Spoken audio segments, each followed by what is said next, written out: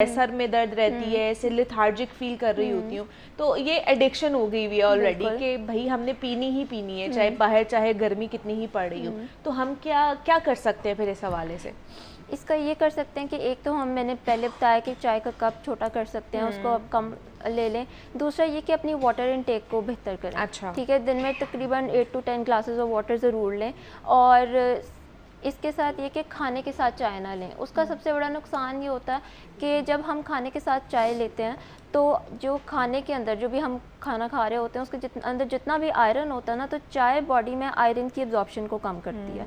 इसलिए कोशिश करनी चाहिए कि खाने के साथ ना लें। खाने में और चाय में, यानी अगर आपने खाना खा लिया है तो उसके बाद आप तकरीबन 30 to 1 आवर का गैप रखें, ताकि हमारी बॉडी में जो है ना आयरन डेफिशिएंसी ना हो सके। और ये चीज़ सबसे ज़्यादा जो है ना प्रेग्नेंट वुमेन जो होती हैं उनको अफेक्ट करती है कि प्रेगनेंसी में ऑलरेडी आपका जो आयरन लेवल्स हैं वो ज़रा लोअर साइड पे हो रहे होते हैं। तो प्रेग्नेंट वुमेन जब ज़्यादा चाय की कंजम्पशन करती हैं, उनका आयरन ऑलरेडी लो होता है, वो और लो होना शुरू हो जाता है। तो नॉर्मल लोगों की तरह हम जैसे मैं और आप हैं, उनके अलावा प्रेग्नेंट वुमेन्स को भी कोशिश करनी चाहिए कि अपनी चाय की इनटेक दिन में 1 से 2 कप रखें, अगर उनको बहुत एडिक्शन है। नहीं तो कोमल, जिनकी ऑलरेडी आयरन डिफिशिएंसी होती है, जो कि नॉर्मल है, मतलब अगर वो प्रेग्नेंट भी नहीं है, तो खवातीन में, लड़कियों में ये प्रॉब्लम होता है आजकल, तो उनके ऑलरेडी आयरन डेफिशिएंट हैं, तो ऊपर से वो अगर चाय भी पी रही हैं तो क्या और ज़्यादा आयरन डेफिशिएंसी की तरफ वो जा सकती है? बिल्कुल ऐसा ही है कि अगर वो ऑलरेडी आयरन डेफिशिएंट हैं, उनका HP कम है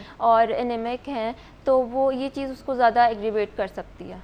अच्छा, सिर्फ चाय या कॉफ़ी भी? कॉफ़ी भी, क्योंकि कैफ़ीन तो दोनों में है। ये दोनों चीज़ें जो हैं, कैफ़ीन और टैनिन्स कॉफ़ी में भी है और चाय में भी है। अब एक चीज़ मैं यहाँ पे ऐड करना चाहूँगी कि जो हम यंगस्टर्स हैं, जो 20-25 तक की एज के लोग हैं, उनमें आजकल कोल्ड कॉफ़ी बहुत ज़्यादा फेमस है कि हम लोग यूजुअली जो भी कॉफ़ी कमर्शियली मिल रही होती है उसकी बहुत ज़्यादा इनटेक है। और उसमें आपने देखा होगा कि वो लोग शुगर सिरप जो है ना वो बहुत ऐड करते हैं, और जो वो एक कप में ऐड करते हैं, यूजुअली उनका कप हमारे कप जितना तो नहीं होता, वो तो थोड़ा बड़ा होता है। और उसमें वो शुगर के सिरप ऐड करते हैं जिसमें अराउंड 25 ग्राम्स ऑफ शुगर होती है। अच्छा। और अगर हम उसको टेबल स्पून में कन्वर्ट करें तो वो अराउंड 4 to 5 टेबल स्पून तक बन जाती है, जो कि यंग गर्ल्स के लिए इस तरह नुकसानदेह है कि उनको इंसुलिन रेजिस्टेंस होने के चांसेस होते हैं इतनी, क्योंकि हम ये रूटीन में ले रहे होते हैं रोज़ या एक दिन छोड़ के एक दिन, तो उनको इंसुलिन रेजिस्टेंस, फिर PCOS और इस तरह के इश्यूज़, और फिर अगेन शुगर सिरप की तो बात अलग है, उसके अंदर कैफ़ीन भी है, टेनिन्स भी है, तो एनीमिया, फिर उसके साथ PCOS, इंसुलिन रेजिस्टेंस, तो फिर लेटर ऑन लाइफ में जाके ये चीज़ें जो है ना वो इश्यूज़ क्रिएट करती हैं।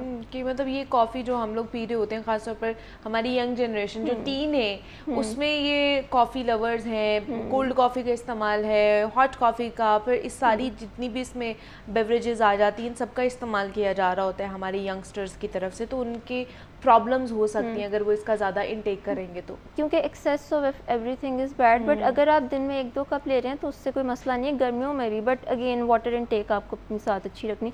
ORS वाटर ज़रूर लें,